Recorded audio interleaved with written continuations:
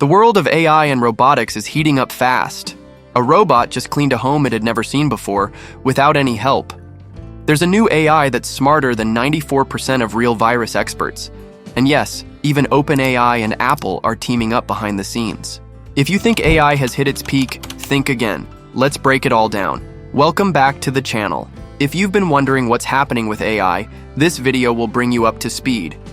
Today, we'll talk about new AI robots doing real-world tasks, how models like Grok 3.5 and OpenAI's latest versions are shaking up the game, and why companies like Microsoft and Apple are quietly launching powerful tools.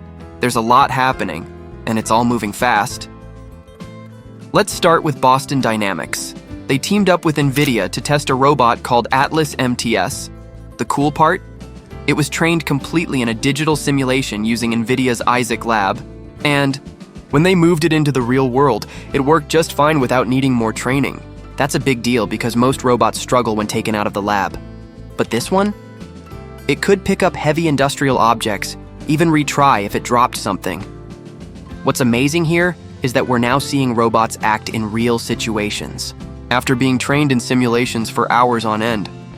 Think about it like this. It's like teaching someone to cook just by reading recipes, and they can suddenly make the perfect dish on the first try. That's what's happening here. But hold on, there's more.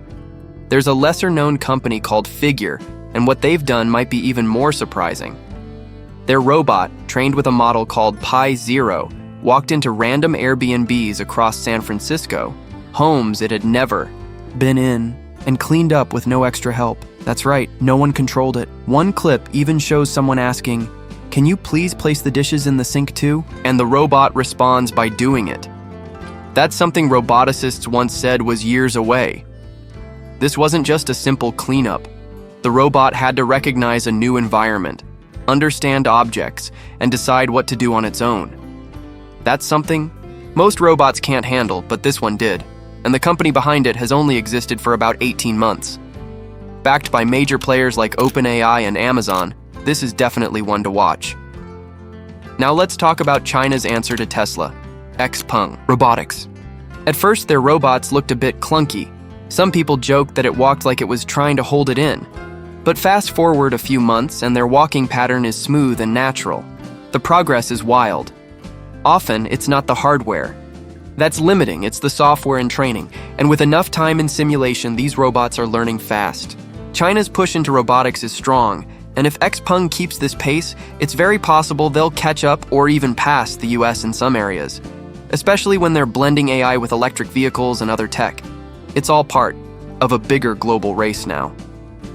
Speaking of races, you may have seen a viral video recently. People were calling it the first real robot attack. A robot suddenly glitched and started moving in a scary, unpredictable way. Engineers rushed in to stop it, and it went viral on Chinese social media. But here's what really happened. The robot was playing out a simulation behavior by mistake. It wasn't angry or rising up. It was just running a faulty training routine. Still, it shows how careful we need to be as these machines get more powerful. Now here's where it gets a little more serious. A researcher named Dan Hendricks tested OpenAI's latest model, O3. It performed better than 94% of real virology experts on a test that measures how well you understand viruses. That means AI can now suggest better solutions than most professionals for tasks like virus experiments. Pretty impressive, but also kind of worrying, right? If AI can help solve biological problems, it might also help create dangerous ones. That's why people are starting to ask, how do we keep these tools safe? Some companies, like OpenAI, are now adding ID checks and limitations for using certain features, like image generation APIs, to avoid misuse. That might be a sign of what's coming. Anthropic, another major AI player, says that within a year we could start seeing AI virtual employees inside real companies. These bots would have usernames, passwords, memory, and responsibilities, just like regular staff. Sounds futuristic, but it's closer than most people think. The worry? What happens if they go rogue or get hacked? Anthropic says they're working on safeguards, but the clock is ticking. On the other side, Google's top imaging scientist, Payman tweeted something unexpected. "I've never received so many resumes from Meta."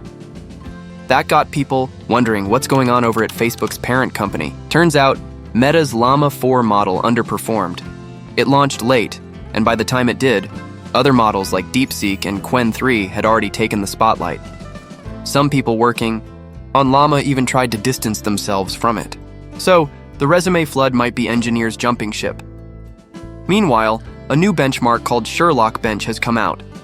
It tests if AI can solve problems like a scientist by guessing, testing, and analyzing, not just spitting out answers. So far, OpenAI's O4 Mini is leading the pack. That's another sign that AI is learning how to think, not just memorize. Microsoft is also cooking up a new coding model called Nexcoder. It's focused on code editing and might be tied to their Copilot system. Right now, it's only been spotted in updates on Hugging Face, but it looks like they're quietly working on a specialized AI just for developers. And let's not forget Elon Musk. He says Grok 3.5 is coming soon, and it will be able to answer tough technical questions about rocket engines and electrochemistry. That's right, it's not just scraping info. It's reasoning from scratch. Some users are already claiming they've tried it, and the feedback so far? It's apparently on a whole new level. Computer scientist Stuart Russell also made some bold predictions. He says scaling up language models alone won't lead to true. AI and governments won't act until something really bad happens. He even compared it to Chernobyl, saying it might take a disaster before people take AI safety seriously. Harsh, but maybe not wrong. Back to OpenAI, they're now rolling out a shopping tool in ChatGPT. It compares prices, shows product images, and even includes reviews. But this isn't just about convenience. Visa's CEO said we'll soon have AI agents that shop and pay on our behalf. Picture this. Your AI finds concert tickets, compares prices, and buys them, using your Visa credentials. That's not science fiction anymore. And here's something really eye-opening. OpenAI's Noam Brown shared a chart that shows how fast AI is improving. Just a few years ago, GPT-3 struggled with coding tasks. Now, GPT-4 and O3 are nearly matching the best human programmers. That's how fast things are moving. In fact, Microsoft's CEO Satya Nadella said AI is now writing 20–30% of their code. Google reported similar numbers last week. Most of that AI code is in Python and CR, but even C++ is catching up. That's a huge shift in how software is built. And get this, Mark Zuckerberg recently said that soon, half of Meta's Llama development will be done by AI, not humans. He compared future engineers to tech leads, managing a team of AI agents. That could change what it means to be a developer forever. Even Apple is stepping into the ring. They're working with Anthropic to build a new version of Xcode that writes, edits, and tests code. Right now, it's internal only, but it shows that Apple is getting serious about AI, even if they're being quiet about it. And Google? They've improved their image generation tools inside Gemini. Earlier versions were buggy, but the latest update shows real progress. The AI now edits images more accurately and keeps things consistent. Finally, OpenAI's Chief Product Officer, Kevin Wills, said they will release an open weights model, but it won't be their top model. The goal is to share something powerful, but still keep a competitive edge.